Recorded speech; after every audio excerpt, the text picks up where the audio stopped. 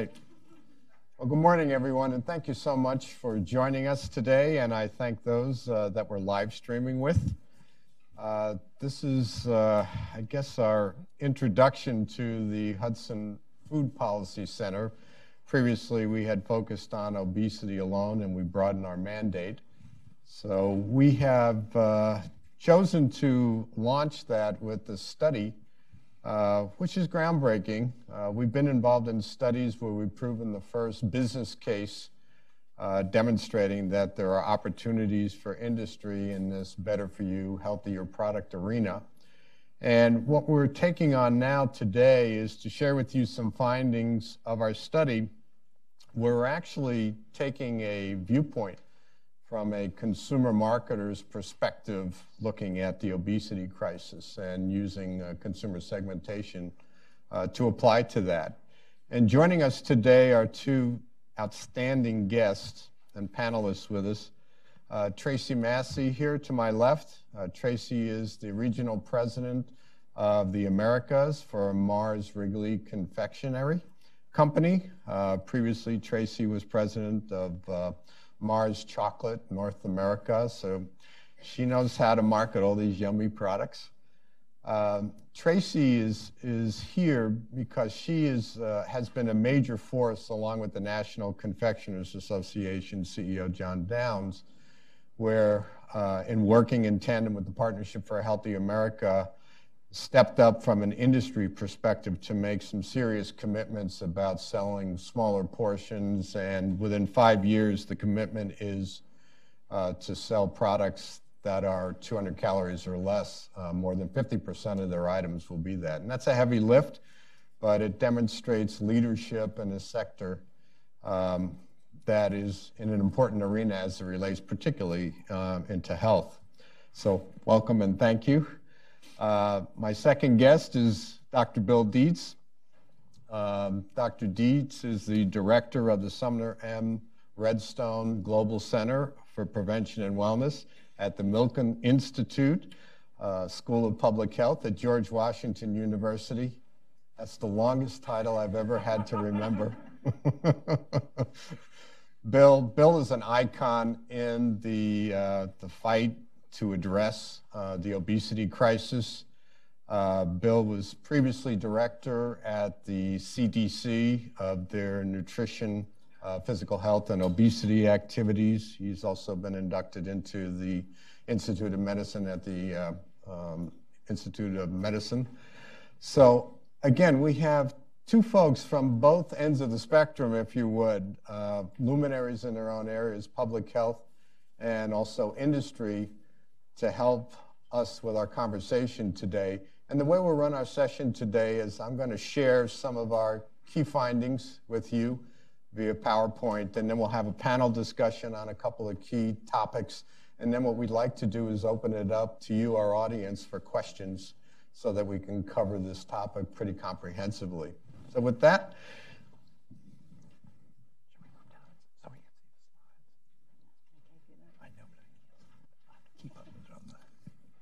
see when we get up there.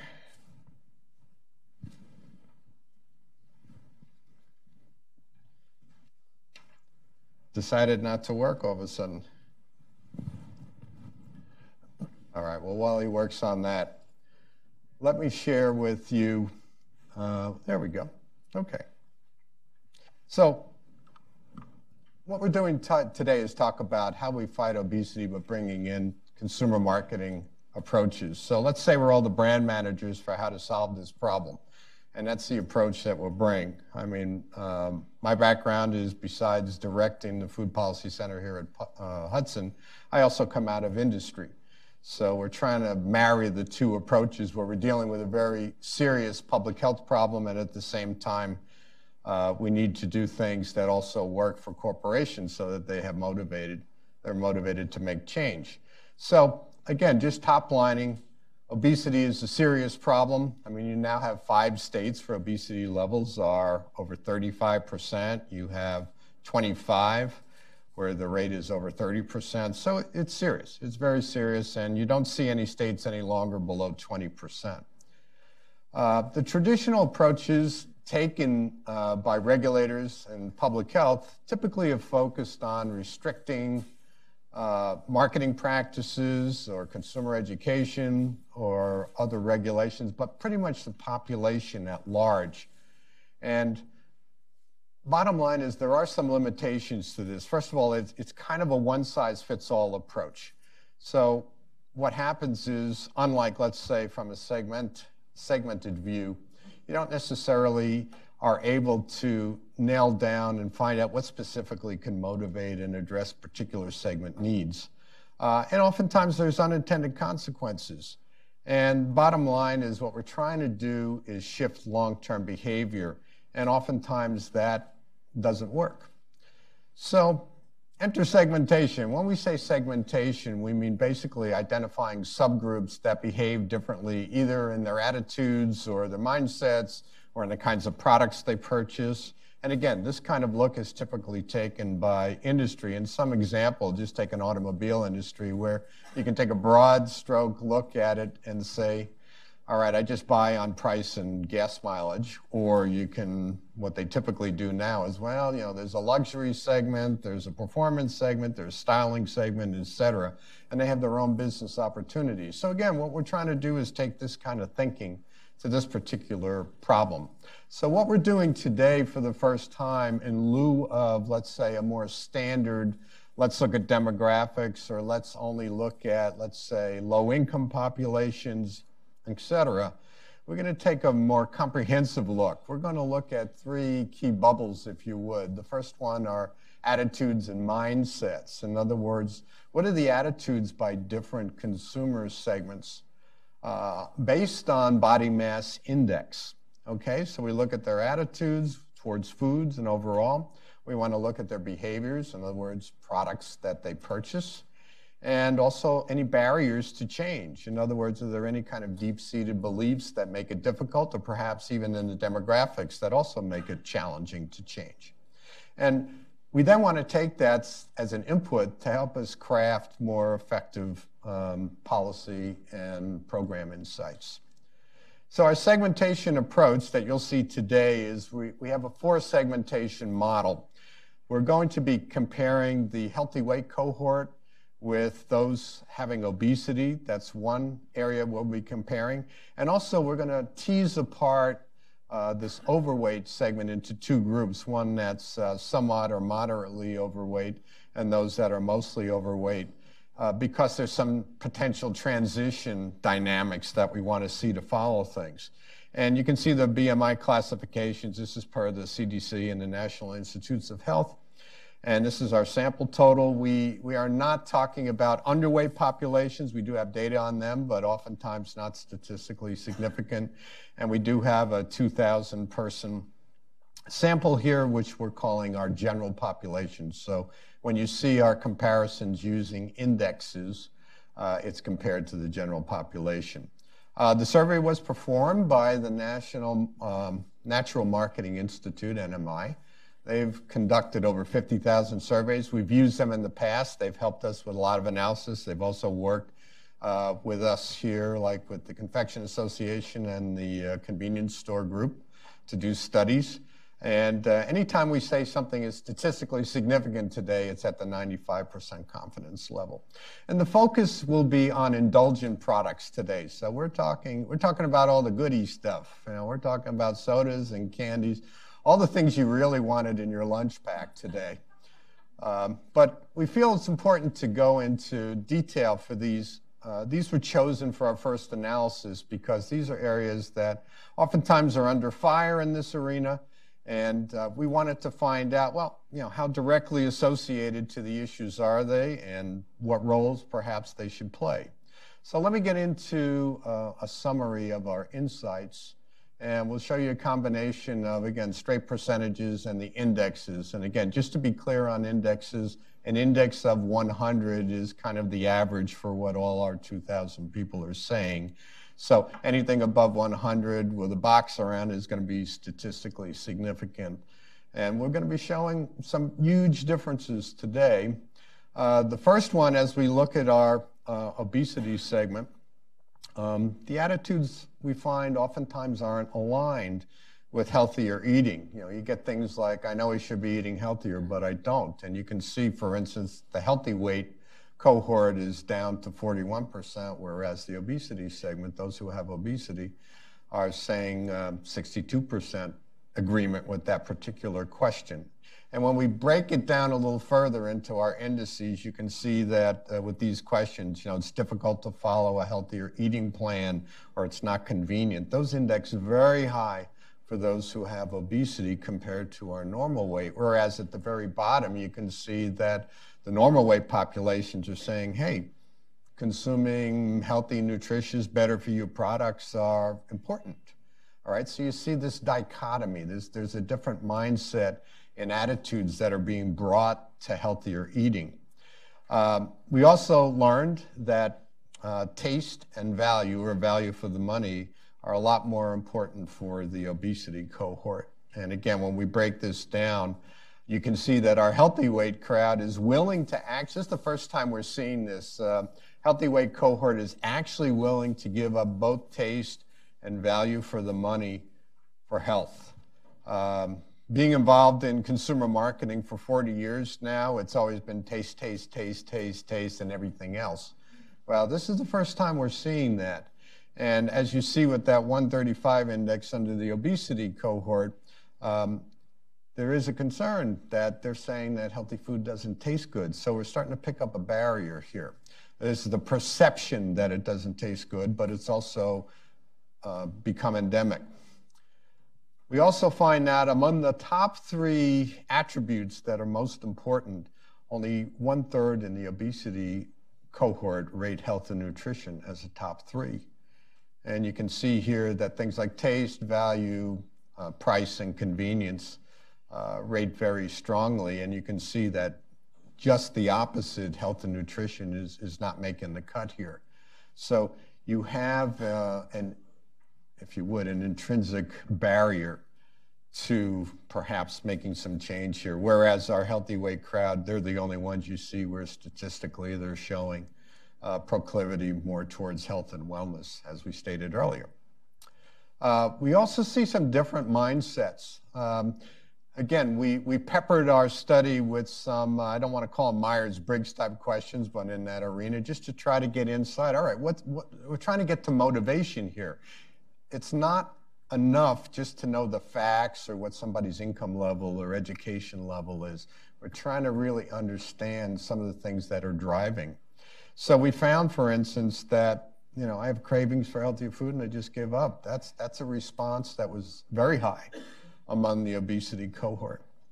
And when you look at some of these other questions, like, you know, I choose foods based on, you know, how they feel emotionally. That's the directional finding, not statistically significant at 95%, but also, you know, I tend to choose more impulsively, or I live for today, not necessarily tomorrow. So this gives us insights as to how we might consider structuring programs or initiatives to help address this particular matter.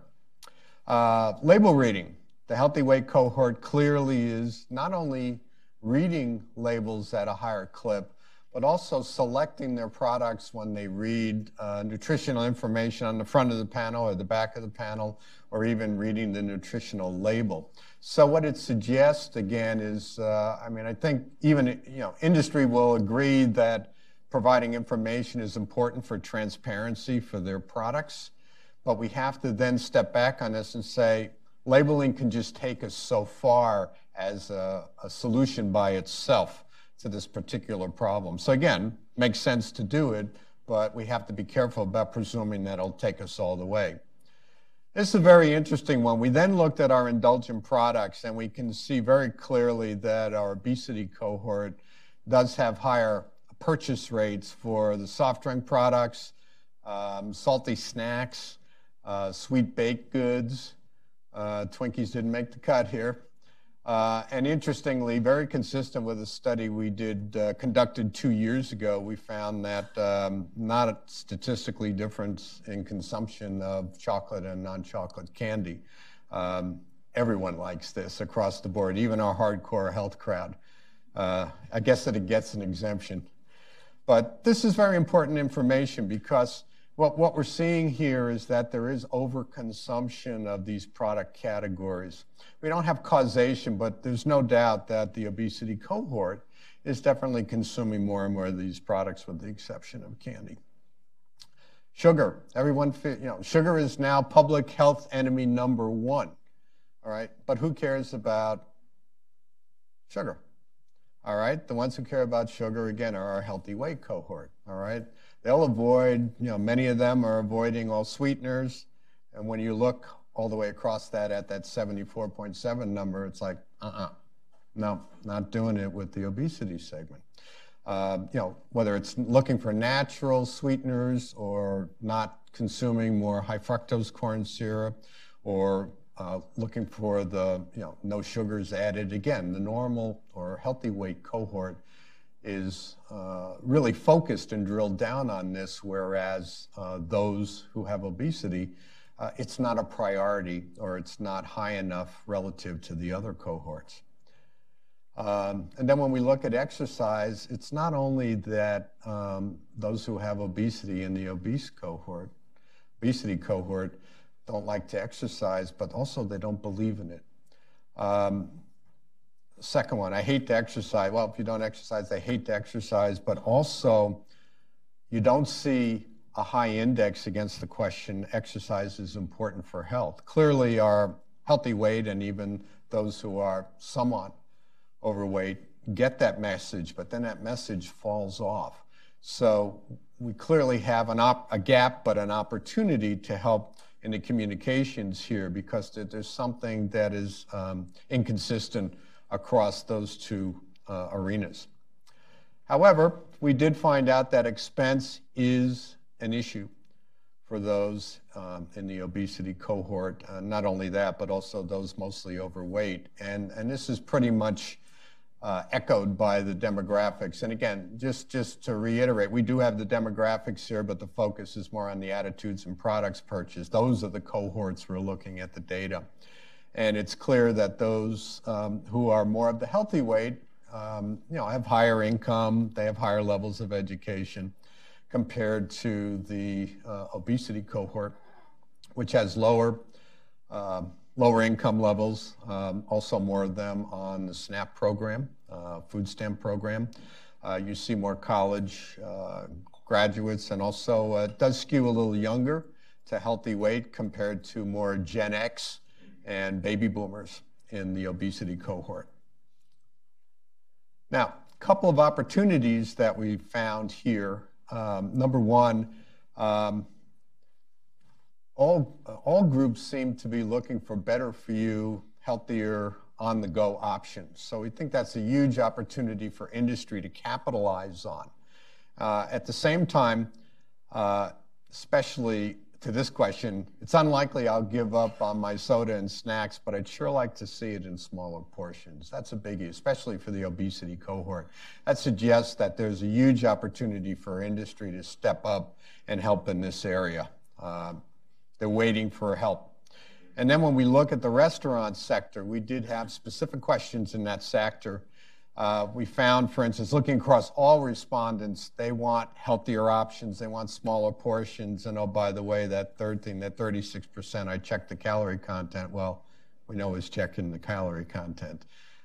It's those who, we found that among the healthy weight cohort, there's this desire for lots of information. We're not providing it in full detail here, but things like non-GMO and gluten-free, just go down the list. It's a high awareness of those issues and a high interest in purchasing products for that you don't see among those in the obesity cohort. And when you look at some of the characteristics or behaviors that these people reflect in a restaurant environment, especially in the obesity cohort, they're saying that they like to indulge and they like to splurge, and maybe I'm not eating so healthy. So there's some help that the industry can provide in this particular arena. So when you just recap what's going on with our segments, the obesity cohort is definitely behaving and attitudinally different and choosing products, indulgent products, differently than the healthy weight cohort. And interestingly, as we look at our transition segments among the overweight, the mostly overweight starting to look very much like the obesity cohort, whereas the somewhat or slightly overweight still demonstrate a lot of characteristics among the healthy weight. So it suggests that there's more receptiveness to change among that cohort. So if you encapsulate the findings, the healthy weight crowd, they're the health and wellness stars. The overweight one, the somewhat overweight, they get it. They're understanding it, but they need some help. And then as we get to the mostly overweight, we're kind of at the tipping point here based on the responses we're getting. And finally, with the obesity cohort, there's a lot of challenge here, and that's what we're going to make suggestions as to how we might particularly make some assistance to this particular cohort. So what are the implications? We have 4 implications. Number 1, traditional health messaging to both the obesity cohort and the mostly overweight one is not really an effective way to go.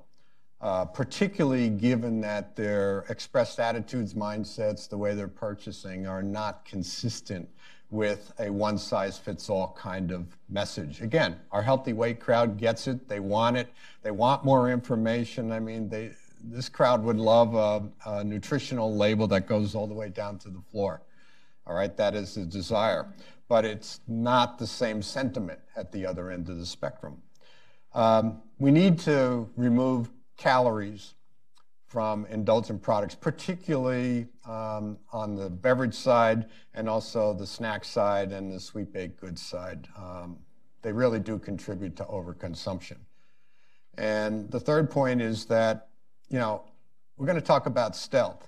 In many cases, with those who practice it and embraced it as part of their lifestyle, that's an informational issue, okay? Just providing consistent information, validated studies, et cetera, so that these people will continue making their informed choices. When we look at the mostly overweight and the obesity cohort, it's a different mindset there. And we have to find ways to make improvements, but do it in a way that doesn't violate, for instance, the taste demand. There's a very strong taste demand there. And once you start talking about this is healthier, better for you, low calorie, it starts toggling with the perception that products will taste good, and you don't have an effective approach there. And finally, just the point about the somewhat overweight segment, they kind of get it. They just need some help in helping them with not only education, but also some combination with stealth. So when you look at stealth, you can see that looking at the graph here, we have low risk to high risk in terms of BDI and how you approach it. Again, we're saying for the healthy weight cohort, education and info is the way to go. As we look at the other end, where we look at the obesity cohort and the mostly overweight cohort, more stealth approaches where you get an assist from industry is important there. And then our slightly or somewhat overweight crowd needs a little bit of both. All right, so that's kind of the dynamic for the game plan. So we have 3 calls for action here before we get to our panel discussion. Number 1 is we are calling on our cohorts, speaking of cohorts and companions and colleagues in industry, particularly in the snacks and the sweet baked goods sections and the restaurant sector to step up and make a commitment to lower calories. Very important, and it's been done. Healthy Weight Commitment Foundation, 16 packaged goods companies a few years ago made a commitment to pull calories out, and they pulled 6.5 trillion calories out of the food supply. Confections industry last year, working in tandem with Partnership for a Healthier America, made a commitment, again, to sell half their items at 200 calories or less within 5 years, a big lift. Convenience stores are doing their part. A number of convenience store chains have stepped up to sell healthier products and also participate in the Drink Up campaign, where there's more aggressive action to sell more bottled water. Soft drinks, again, have stepped up, and they've made a pledge to take 20% more calories out of their products. What I find always interesting, and it's not because I'm a former soft drink guy, I'm not biased, but actually in our calculations for the Healthy Weight Commitment Foundation, most of those calories were removed by the soda companies, and now they're on the hook, if you would, for another 20%. So they will have contributed, should they achieve this goal, to a significant reduction of calories in the food supply. But we still have two sectors over here that have been kind of on the sidelines, and we need them to step up. You know, I think most know that I look for win-wins. You know, it has to work for business in terms of their business models and profitability, and they have to grow their sales. But at the same time, we have a serious public health problem that needs to be addressed, that industry can take their part. And my feeling is that these two sectors, based on the behaviors and the purchase patterns we've seen here today, can step up and make a commitment to significantly reduce calories.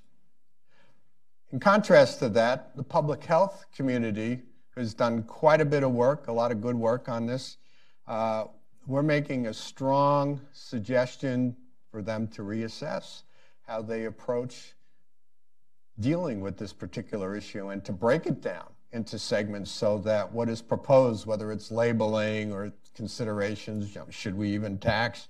What do we do for the SNAP program or the food stamp program? You know, what happens segment by segment so we really get a handle on what would move the needle on each one of these groups so that we can be more pinpoint in our effectiveness with our policies that move forward. And then finally, this is just the tip of the iceberg. I mean, we chose indulgent products because they're kind of on the firing line right now. But you really need to get a handle on everything these people consume across all sectors.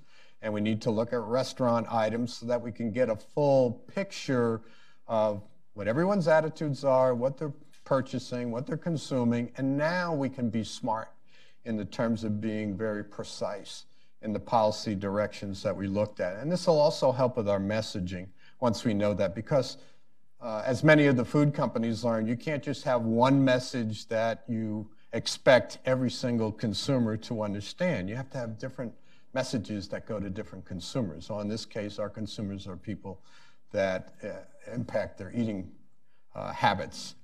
So that's basically a top line on our findings. We have a report here. If you haven't picked it up, it's out on the table outside. And what I'd like to do now is have a panel discussion for about 20 minutes or 25 minutes, and then open it up for all your questions. And I am going to start with Bill, because Bill has been involved in this issue. Bill says he's forgotten how long he's been involved in all this, but I choose not to remember. Bill is choosing not to remember how long he spent on this, but it's clear that you know, at some point obesity rates looked like they were plateauing. It looks like now maybe there's some upticks. But the point is that as you look at this information, and I guess I just wanted to get some insights for the audience from your perspective as to what you see are the factors that seem to be contributing to continuing high obesity rates, and perhaps just being candid, maybe some of your frustrations in dealing with it. Yeah. So I'm a little uncertain right now as to where we are with the obesity epidemic in children and adolescents. I was very optimistic until the last round of NHANES, which showed an uptick in 2 to 5-year-olds that seems to be in excess of what the normal variation would be. There's also a more modest uptick among 6 to 11-year-olds who have been plateaued since 2003, 2004. But this cohort, the one that you're focusing on, is deeply troubling because both the prevalence of obesity and severe obesity is continuing to increase in adults.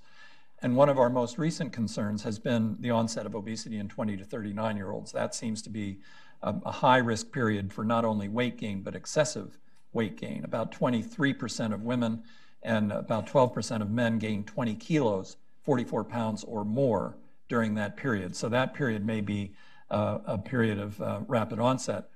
And in that regard, you were mentioning earlier that the healthy weight seems to have, the people in the healthy weight category seem to be younger, millennials. And that makes me a little optimistic because of the positive nature of their behaviors. But I think one of the things that I wanted to speak to, which your data suggest, is I think we have to be careful not to interpret these data as an indication that this is the personal responsibility. These choices are the personal responsibility of those people with obesity. There are a lot of things we don't know about that group. We don't know the extent to which their environmental circumstances drive those behaviors. With respect to the SNAP benefits or the SNAP responses, SNAP is a feast or famine kind of benefit. It's good at the beginning of the month, and there's no food left at the end of the month. So are some of these choices determined by now we can have these things that we've been missing because we've been so short of food at the end? The other thing that's interesting is, and I don't have an answer to this, but these are cross-sectional data, so this is a point in time. To what extent did these behaviors drive obesity, or are they a consequence of obesity? Do they say something about the neurologic or neurochemical pathways that preference foods? Well, I mean, we know that people with obesity are more susceptible to advertising. We know that that companies rely on that and promote particularly the kinds of high caloric density foods. Coming back to SNAP, we know also that companies really position the products like soda very prominently at the beginning of the month and not so much at the end of the month.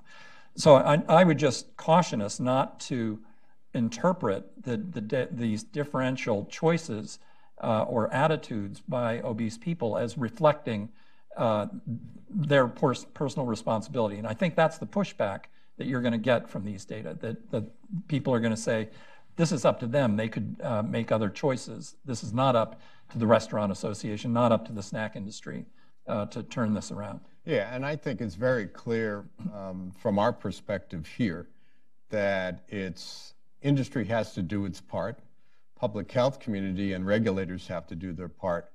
I don't view actually any recommendation we have, quite frankly, focuses on those two sectors rather than, we don't attribute blame to industry or blame to consumers or blame to our regulators or blame to public health community. We have a problem, we're looking for solutions at this point. And I think that's probably the next level we have to think about moving to. We're here now at this point in time. The people who can do something are industry and public health / regulators. So what can we do since we can make the biggest impact in this arena? And that's where I think this goes. And I think I'm very clear, and I'm going to ask Tracy to start talking about Mars's commitments, but I think that's a very direct way that can help us in this particular arena where we can bluntly pull calories off the street. I mean, if you look at USDA data going back to 1970, I mean, we're consuming someplace in the range of maybe 400 extra calories per day, give or take, per person. And when you look at that number, one of the challenges, recognizing that some calories are different than others, but nevertheless that to get calories off the street is something A, companies can do, B, they can make big impact, and C, we've proven that companies can grow by more aggressively selling products that are better for you, lower calorie type versions. So you have a potential, we're at an interesting confluence here where actually it could be a win for industry, but also a win for the consumer. So that is the spirit for what we look at it. And I think, we just have to, we're kind of, and that's why I asked a little bit where perhaps some frustration might be. We're kind of at this point where so much work's been put into this, and we're seeing that it may not be quickly turning the other way that we'd like it to go. It may be continuing on its path. So what are the kinds of disconnects that we need to look at right now to try to affect some change?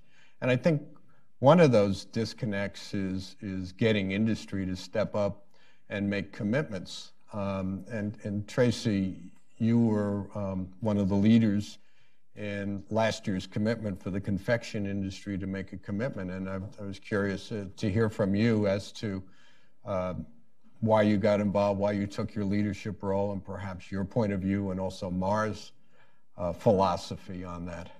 Yeah, I mean, I'm lucky. I worked for nearly 30 years for a company that's privately held, family owned, and can take a long-term view. And we firmly believe that it's industry's responsibility to step up and do the right thing, whether that be in sustainability and climate change or whether it be in health and wellness. So, we've made many commitments over the years. The most recent one with Partnership for a Healthy America, it's really important. You cannot change. I mean, we are the largest confectionery company in the world, but you can't change things on your own. You can try, but you have to take industry with you. It takes all of the players in industry to step up and do things together, which is why the partnership with Healthy America was so important, because other big companies stepped up together with the association to make the commitment. So Nestle, Lindt, Ferrara, and us all stepped up together and said, together we will make a change. And it's the only way you can make a change. Those commitments were, you've talked about some of them, but to educate consumers. Our products are treats. Consumers like to indulge themselves, they like to treat themselves, and they're going to continue to do that. So our responsibility is to help them do that in the best way. Put calories right on the front of the pack. That was one of the commitments the companies made. We did that nearly 10 years ago. But it's important that everybody does the same thing. When you see consumers shop our products, they don't turn the package over and look at the label. They know they're buying a treat. They know there's sugar in it. They're making a choice to treat themselves. So how do we help them do that as part of a balanced lifestyle? Put the calories right on the front, because they're not going to look at it at the back. The other commitment was to make 50% of our products below 200 calories. Well, a number of years ago, we were the first to commit to make all of our single-serve products under 250. 200 is the next piece. All of our recent launches have been under 200, and we're looking at bringing in 100-calorie products. We've actually, right now, we have 10 in the marketplace. We started with 4. We've now got 10. So how do you give consumers choice? If you're going to treat yourself, choose maybe a lower calorie option. You're not going to give up taste, and you're not going to give up quality. But get that taste and quality at potentially a lower calorie portion. And then the last piece of the commitment with Partnership for Healthy America was to educate consumers. So along with the Confectionery Association, how do you educate consumers on the role of a treat and not to overindulge? So there are many things that we can do there, but it's really, really important to work with an outside company, to be measured by an independent third party, because that's the way you make sure that industry lives up to its commitments. I think there's way more we can do. Hank, we talk about this all the time, and industry continuing to move along that trajectory. How do you help consumers understand what they should do with your products? So we were the first to remove king-size products globally and move to sharing size nomenclature, to actually have those products that are over, if they're single serve, if they're over 250, they have to be portionable. They have to be resealable. And to really just demonstrate on the package, this is for sharing. You can't make them share it. But you can try and help them say, this is for sharing. Share with a friend, or eat one part, reseal the package, and eat the rest later. So the more we can do to help, especially when you're in an industry where consumers will continue to treat themselves. That's not going to go away. It's a basic consumer need that is not going to go away. So let's help them do it in the best way possible and maintain a healthy lifestyle within that treat. So that's sort of our position. Yeah. Well, Bill, you've heard what the confection sector is doing. What's your thought about what industry can or should be doing in your point of view? Well, so I was amused, excuse me, I was amused by your use of the term indulgent. And if you look at this list of so-called indulgent products, diet soda, regular soda, packaged pastries, goods, cookies, potato chips, packaged ice cream, chocolate candy, most of these are common, not indulgent. I mean, indulgent says to me they're something that's intermittently consumed. These are regular parts of the diet. I think the bigger challenge is how to shift back to where we were when these were truly indulgent products. And Hank, I know you and I are of an age when a soft drink was a real treat when we were growing up. That wasn't something that we expected on a daily basis or got at a restaurant. So how do we frame this conversation in a different way and following the lead of the confection in which you're clearly identifying this as a truly indulgent product, not a product that's consumed on a regular basis. Do you have any thoughts for other industry sectors in particular? I think you're right to target the snack industry, and one of the other things that's at play in some parts of the food industry these days is this move towards smaller portion sizes, and I think that we know that the larger the portion, the more likely a person is to overconsume that product, but lowering the portion without changing the caloric density isn't a win. People eat the weights of food or volumes of food. They don't eat calories. So part of the trick for industry, and particularly the snack industry, is how do you provide the same volume of food at a lower caloric density? And part of the problem is that you do that by adding water, for example. Well, that increases the likelihood that those products will go bad. So what are the other strategies that you can use to reformulate a product so it's the same volume but a lower caloric density? And maybe you've thought about that. I hope not for your Dove ice cream bars. Yeah, there's certain sacred cows here that we don't mess with. Don't mess with. But that actually, portion control, I know, is central to your strategy. You know, I was going to ask you, as you made your commitment now over 5 years, now it's like, okay, what do we have to do to get there? And it's a big challenge. So I just, portion control, I'm sure, is one, but perhaps you can elaborate on the kinds of things you're thinking of doing to achieve that commitment. Yeah, I mean, it's a challenge and it's expensive. We've committed over $200 billion already to what we have done.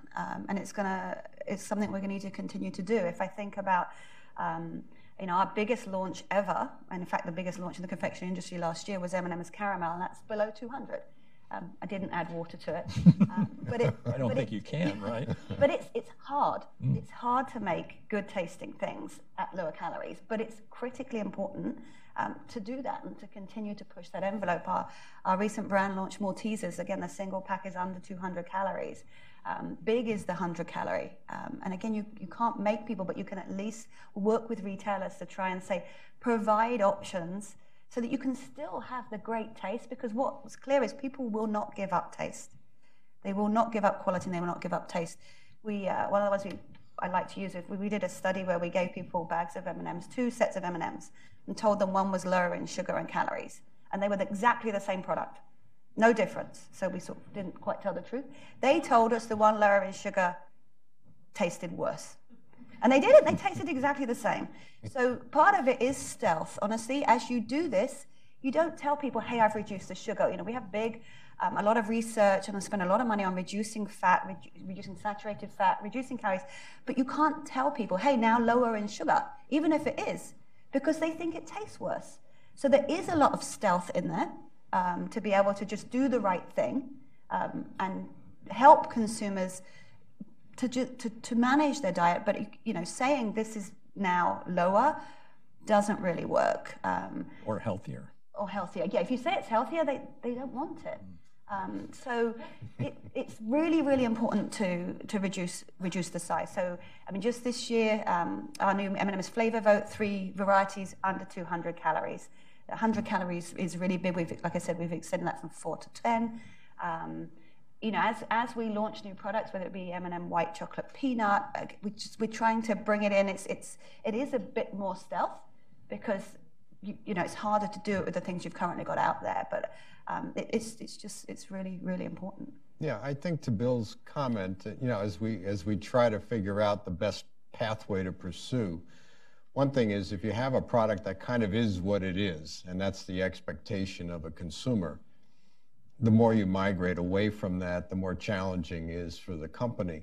So it's almost as if we have 2 sets of pathways to pursue. One is just absolutely reducing calories and at the same time address let's call it the nutrient density, if that could be worked in. There are certain product categories that we've seen from other research that we've conducted. So when you take a product like yogurt, you can talk all day long about how healthy it is. You could add omega-3s to it.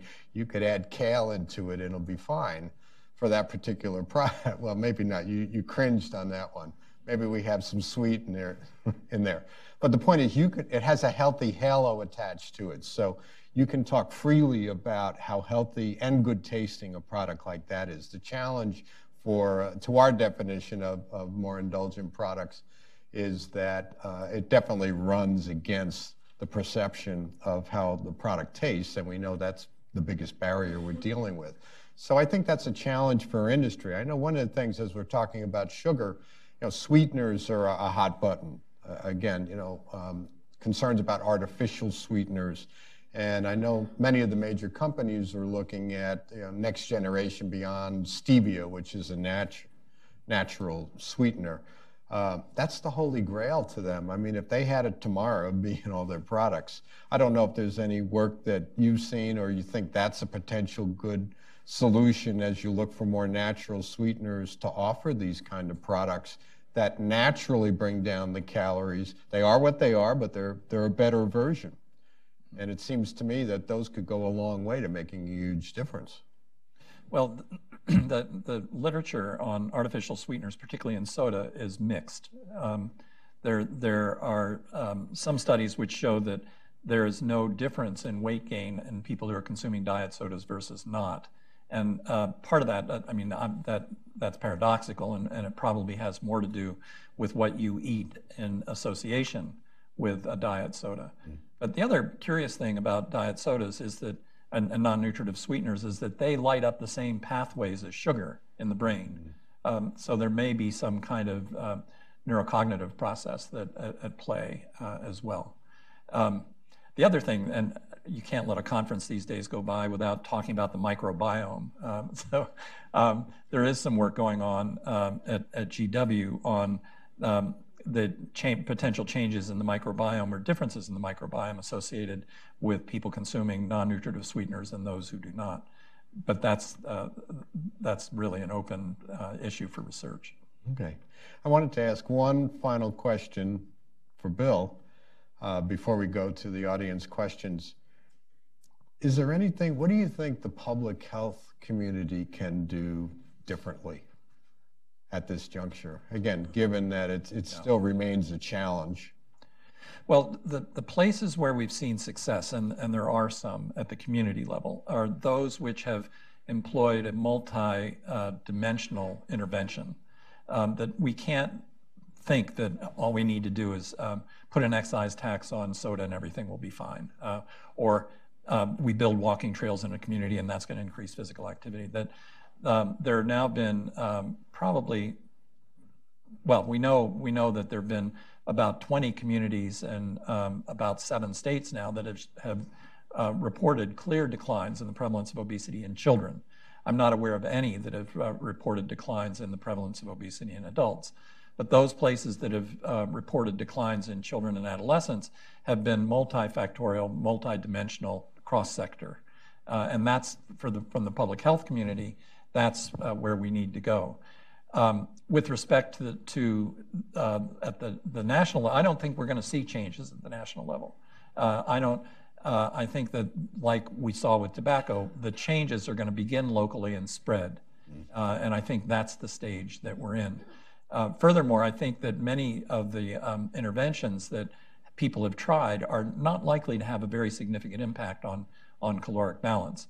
Now, how that relates to these data, I'm a little less certain, because we were seeing in the population declines in the last decade in soda consumption, in fast food consumption, in pizza consumption, and there's some indication that those have begun to shift around and go the other way. Yeah. Are there any things, Tracy, that you are seeing in industry or you think industry can be doing more of? I think industry needs to step up and do more. It's a constant, I mean, the consumer, we say the consumer's our boss. Yeah, it's one of our 5 principles, quality. And the consumer will continue to change. We've been around for 100 years because we've kept up with consumer trends and consumer changes, and industry needs to continue to do that, and it needs to take responsibility. And I would really encourage all industry to step up. But like I said, it can't be 1 or 2 companies. So one of the things we're doing with the National Confectioners Association is trying to get more confectionery companies to step up and commit and do the right thing. So how do we encourage more companies within our industry and how to encourage other industries to step up and make the commitments and work with people like Partnership for a Healthy America, because that's, we're experts in our field, they're experts in their field, and they can really help challenge us and help us with how we can do more, because that's what they do and that's what they're good at. So I just would continue to encourage everybody to step up and do more, and we will continue to do that.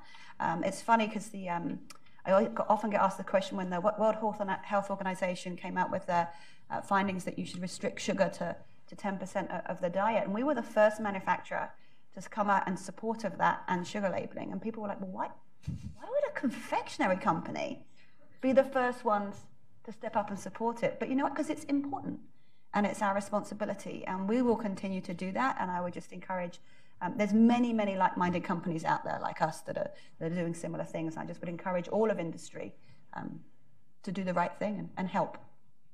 All right, thank you. Thank you both. I want to open it up to questions. I mean, we can go on for a long time. We have someone with a microphone that could bring the mic around, and kindly identify yourself and who you're directing your question to. Yes, my name is Bill Glack, and for Dr. Dietz, I think you mentioned ages 2 to 5, there's a concern over obesity. I was wondering what you could attribute that to. It's hard to know. I don't think we have decent data that identifies the behaviors of those children who develop obesity at that age. I think we can point to some practices that are likely to lead to obesity in young children, such as formula feeding rather than breastfeeding. We know that formula-fed infants also are more likely to have early introduction of solids, and that those choices of solids are more likely to be of higher caloric density, like sweets. And but your question is a good one, and I think that I've been involved in this feeding infants and toddlers study, which has looked at about 2,000 children aged 0 to 4. Our cohort was 0 to 2. Early introduction of juice is another, and continued provision of juice is another. A fair number of young children under the age of a year are consuming a fair amount of juice, well in excess of the 4 ounces that were recommended by the American Academy of Pediatrics. Question in the back there. Do we have a mic? Yes.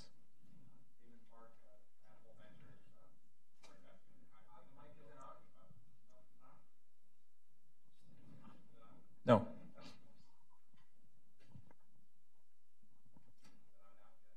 All right, I'll ask my question. David go. Park, I'm investing in the kind of things that Bill's talking about with Upstream, but my question is for Tracy. So your business generally, I mean, when you walk in the door every day, the message to the troops, and it also comes from your chairman, is it growth?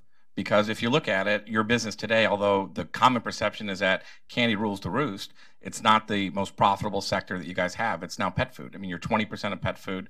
You just bought $7.7 billion VCA, right? Nestle is now out of the candy business. You have new competitors that want market share. So I think there's a difference in between the perception, because you are in a defensive business, right? Muhtar Kent for years was talking about growth, growth, growth. So the packages got smaller and the prices remain the same. That's profit, but ultimately it's a cyclical losing business. CPGs are down. So, the question is your message growth? Because if it is not a growth business and you're just hanging on to it, then it's great marketing. But the $200 million is just a cost of doing business. So private or not, That's an easy question. Yeah, no, it is, and I have a very different point of view. So if you look at the statistics, healthy snacks are growing at the same rate as confectionery. So our business is very, very healthy. We grew in the US 3 times the market last year. And I think a lot of it is because of the types of products that we are bringing. And we're bringing choice, and we're bringing transparency. So our business, the pet care business and the confectionery business is about the same size. And we're growing very nicely, and we're very profitable. So I'm not going to tell you the numbers because I'm a privately held company. We don't disclose that. But I can tell you we're growing, we're profitable, and we're sizable within the Mars business. We're completely committed to treats. And that is, that's the business that we're in. Nestle have pulled out of the US, but not the world. So Nestle is still a huge competitor for us. The fact that they couldn't win in the US doesn't mean to say they're not, they've got a sizable business and they're a big competitor. If I just look at the industry, I mean, people are investing, acquiring in this space. Ferrero just acquired Nestle's business. They acquired Ferrero earlier. So people are investing, they're acquiring, whether it be private equity acquiring or companies acquiring. So it's a very healthy sector, and it's biased by, like I said before, consumers like to treat themselves. And we're very proud to make the world's best tasting, highest quality treats. But they are treats. They're not meal replacements. They're not snacks. They are treats. And the importance is to educate the consumer on how to treat themselves and not to overindulge. And if you do that, people will continue to treat themselves. So offer them great tasting products at lowest calories. Do whatever you can to make them better without saying they're better.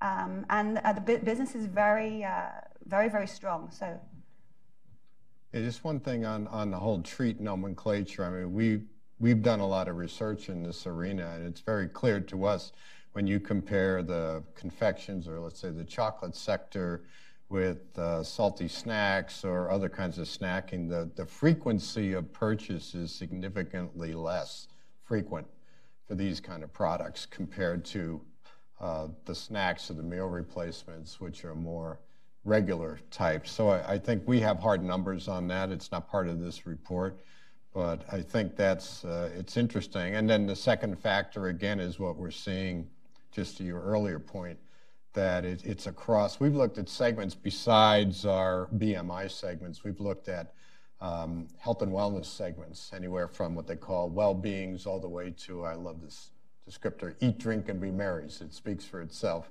And across all 5 of those particular segments, we saw that the consumption was pretty consistent, with perhaps a skew among the well-beings for more dark chocolate or looking for more alternative kinds of snacks, with nuts and fruits in them, in addition to just a straight product. So that's a separate discussion, but there's a lot of data behind that. Yes, right up front. Hi, Joyce Frieden from MedPage Today. You've all talked about sort of the limited effect, or I guess 2 of you talked about the limited effect of excise taxes on soda, but I'm wondering about anything else regulators might do, like changing what's allowed in school lunch programs or restricting what can be bought with SNAP money. And whether. Well, let me be clear about my comment about excise taxes. Excise taxes, and we now have good data that those do reduce soda consumption. They do not have a major impact on obesity. I mean, they have some impact, but it's not going to reverse the epidemic. So the other thing is that I think the Obama administration did a terrific job in changing the products available in the school lunch and putting constraints on their caloric, eliminating trans fat, and so on. In fact, the pizza that's served in the lunchroom is the healthiest pizza that is provided. So I think that's, those are steps forward. I think that the Alliance for a Healthier Generation, now almost a decade ago, negotiated with the American Beverage Association to clear sugar drinks out of schools. So I think that's less of an issue today than it was 5 to 10 years ago. I worry more about what kids are consuming out of school. And I know in a city like DC and other cities, there are fast food restaurants, there are the availability of corner stores that kids go back and forth to and from school and get sugary snacks. They get the savory, salty, savory snacks. I worry much more about those than I do about what's happening in schools, although that doesn't mean we're completely good in schools. But I think that's been a marked improvement. All right, thank you. Yes. In the middle. Okay, we can get both. You can go ahead first. Okay, thanks. So today I think we're seeing a lot of these new body image campaigns and these kind of social fat pride movements and kind of claiming that you can be healthy at any size. And I was just wondering, do you guys find research on this, that this is contradicting what you guys are trying to doing, kind of this movement to just be happy with yourself type?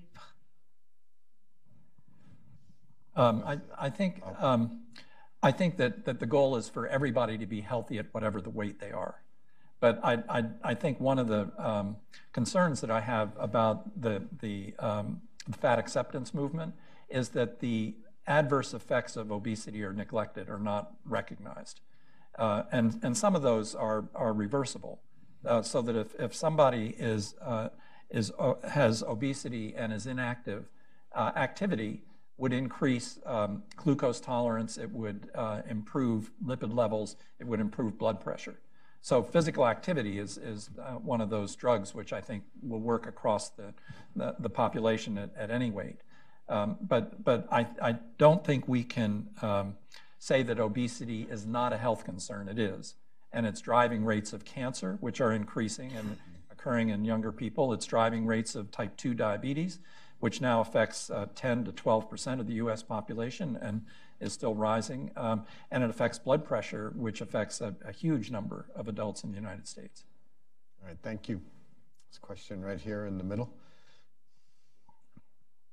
Hi, I'm Julia McCarthy. I work for the Center for Science and the Public Interest. And I had a question about the stealth changes. I'm wondering, is that on product, just at point of sales? Because as our first hire for corporate engagement, one of our big tools is celebrating when companies like yours, Tracy, do good things. And if you're doing them secretly or without publicity, how do we build relationships with you? Yeah, I wouldn't say secretly, not publicly, because we're very public about our commitments. We were the first globally to say we wouldn't advertise to children under 12. Big public global commitment. Like I said, first to remove king size and move to sharing size. So we make big public commitments. When I talk about stealth, I mean, consumers don't want to hear it's better for you. So if that's my point about stealth. You can't say to people, oh, here's a healthy M&M. They won't eat it. All you can do is try and make it better. It's always going to have sugar in it. Those are our products. So all you can do is to try and help people make better choices, provide them more choice so that they can have 100-calorie options, 200-calorie options, things that they can still meet this need to treat themselves, but they have an opportunity to do it in a way that they can maintain a healthy lifestyle at the same way. So stealth is about not telling. I mean, we've been reducing saturated fat, and we've made particular strides in Twix. But I would never say less saturated fat on the label, because people would. It doesn't work. It is a treat. So it's know who you are, do the right things, be very public about your commitments. So absolutely, we're very public about committing to to what we're going to do. You have to be, and that's the best way to take everybody with you. If you stand up and say, we are going to do this because this is the right thing to do, that's how you get other people to come with you. So we will continue to be very public about that. Stealth more in, it's a bit like what Hank was saying. You've just got to do the right thing and help people without saying, hey, by the way, you're obese or you're this and you shouldn't do that, because they don't want to be told what to do. So how do you help them in a way without telling them what to do? Do you know what I mean? Because people just don't react well to being told what to do. My children certainly don't react well to being told what to do. That's a different breed. Yes. I think we learned something too when Campbell Soup was trying to take sodium out of the soup products, and they overcooked it. They really took out a significant amount, and they saw their business do a nosedive, and then they actually had to come back and add back in more sodium into their products just to get sales back to a reasonable level. So that's the classic. Also, food companies over the decades have been making tweaks to their products for cost savings reasons, for instance, regardless of health issues. Just because. So there's a lot of tweaking that's constantly going on just to manage profit margins. So all these things can be done, but it's very difficult to sustain that taste metric that the consumers just overwhelmingly demand, except generally for the people in this room who are willing to give it up. when we go meet our neighbors, it doesn't hold that way. So it is a challenge. We have to recognize what products are. I think for Mars, in their case, stealth works pretty well when you talk about portion control and you have to deal with quantities that are consumed. I think that, but we need to spread this across other sectors that are not involved in taking proactive steps, which is why I called for the snacks and sweet baked goods sectors and the restaurant sectors to step up, because others have, so let's do what your peers have. I think that's really the next big step there.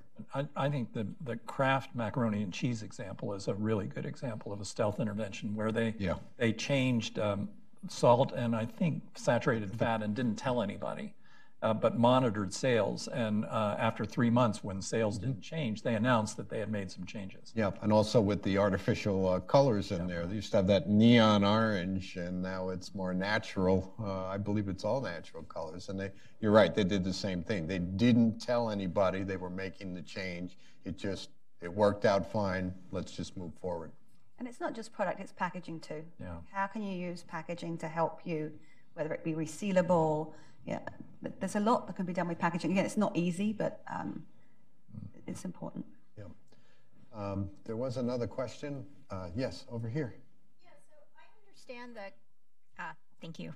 I understand that, my name is Daria Steigman. I'm a health communication strategist. I understand the concept of stealth for food manufacturers and for sort of products, but at the same time, it's somewhat troubling because when you have sort of this focus on stealth, you're getting away from the focus on nutrition. And as people, particularly, and we know that nothing so far has worked, right? Because obesity rates are either constant or going up. So how do you both educate to prevent the problem at the same time? So, because I think, this conversation is good, but particularly kids who, when you start educating kids, kids in the generations up, or how you get that change long term. Let me deal with the issue of education because it's a challenging one. In market research, we come across the term called the say-do gap. In other words, what consumers say versus what they do. And the way you finally get around that gap is to do more in-depth about what we shared today. In other words, really go very deep, not only on attitudes, but get inside the mindsets. And I don't like to call them personality type questions, but things that help you make decisions, all right? Has nothing to do with food. What's your wiring? What makes you do things? And once you do that, and then you could overlay what they're purchasing, now you have a basis for crafting health messaging that could be more effective, because that gap is wide. In fact, as you go across those segments, the gap gets wider as you go. So I think that's a big missing element. So it's not stealth by itself, but it's also using this kind of technique to help drive more effective communications in combination with the stealth work. Okay? The only thing I would add to that is that the conversation, even in schools of nutrition, has been about nutrients rather than foods. And I think a focus on foods rather than nutrients may get us closer to understanding on the part of children and adults. Yeah, I think there's a very valid point, because you don't eat a sugar, you don't eat a salt, you eat a product. So I would agree wholeheartedly with that. Yes, I saw a couple other hands. Yes, sir, right up here. I'm David Rowe. I'm from a startup called Epidemic LLC. Thanks for the segmentation information. That is fascinating in terms of how the different demographic strata behave differently in terms of the information. Is there a role for innovation? And if so, if you did generate potentially breakthrough innovation, how do you approach the food industry effectively?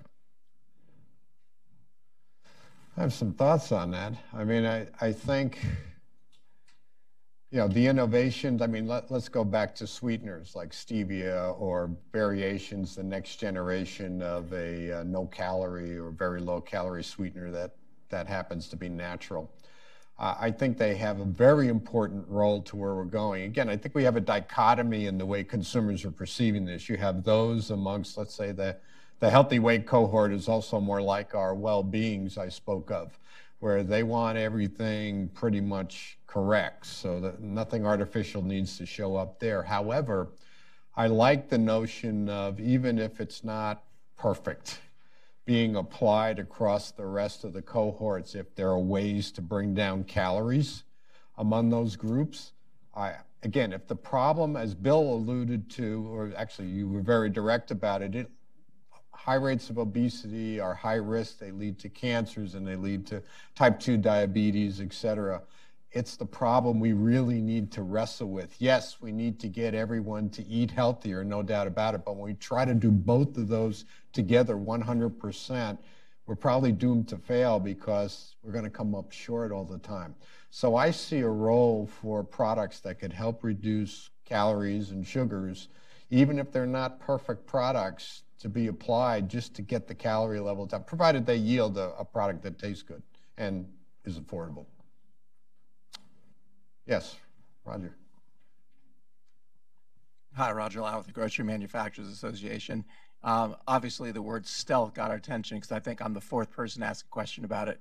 But knowing that the consumer demand for greater transparency and information and the use of the word stealth, I've been trying for the last half hour to square those. Is it the idea that you want to provide the information in a transparent way, but not necessarily say less sugar or those sorts of things? But how do you square the stealth versus the I'll give you an example. It's a great question. I mean, for instance, let's say you have a product that has stevia in it, so it's sweetened and it has very low calories. So the product started off at 300 calories. Now it's 180 calories snack bar. Let's just say that. All right. What manufacturers have found is if I plaster over the front of that product now with, low fat or no sugar or something like that, it creates a reflux reaction that it's going to taste horribly. All right. It doesn't mean you don't provide all that information on the panels, what's in it. You tell them what's in it, but you don't necessarily have to flag it, because that's where you get in trouble by hyping the new news. I mean, manufacturers know this for years, that you always want new news on your package. That's why I go back to Procter & Gamble on Tide. New, improved. This thing's been new, improved for 50 years, every other week.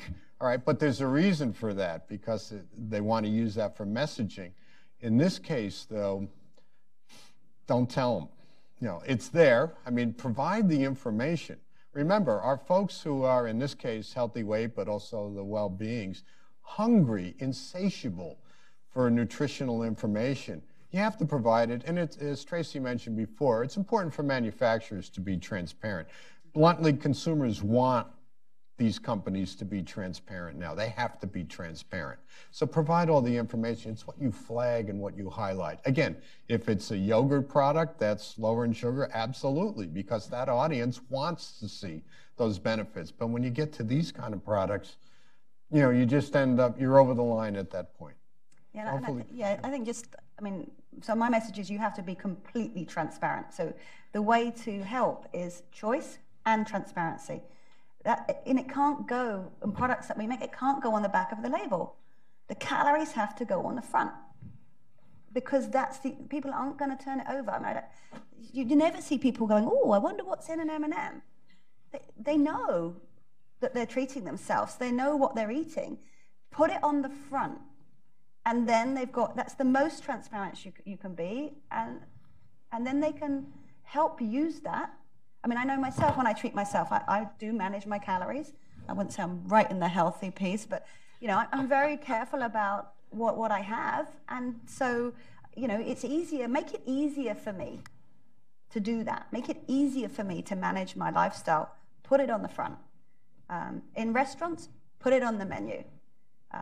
Whatever it be, be the most transparent you can be. So I think the message is slightly being misinterpreted. It's when people don't like to be told, you're bad, you need to do less of this. Right. They don't like to be told what to do. So you have to help them do it in a way that you're not preaching at them. When we say stealth, that's really what we mean. How do you help them without telling them they're bad, because when you do that and you tell people what to do, it just doesn't work. All right, we have time for one more question. I think I saw a hand up. Yes, sir, right there. Hi, thanks so much. So my name is Nate Stritzinger with the Academy of Nutrition and Dietetics. So one thing I was kind of curious about was I really did like, Tracy, your comment that consumers are our bosses and they really do drive the products that you create.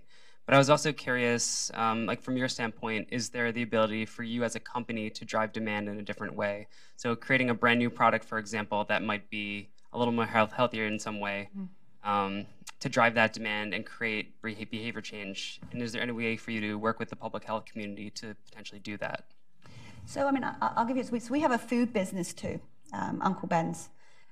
The best thing for consumers is to make their own food and eat it at home, have conversation, like on this extreme, the best thing you can do is make it easier for people to eat at home and have conversations and whatever.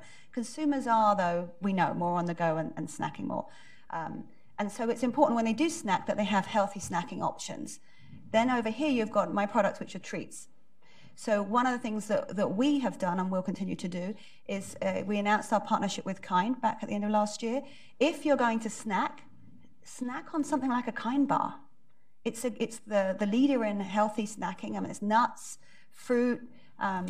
If you're going to snack on something healthy. It's why the convenience channel are offering, more fruit. And it's interesting when you talk to some of those chains that have been on the forefront, they haven't lost any sales at all by offering more options. So what's important for manufacturers is to offer more options to help people make the right choice. And we do have a responsibility to do that, and we'll continue to do that, whether it be on the treat side, on the healthy snacking side, or on the food side. And it is just very different consumer behavior. So understand your consumer, understand their behavior in your area, and do what you can to give them more options to enable them to be more healthy.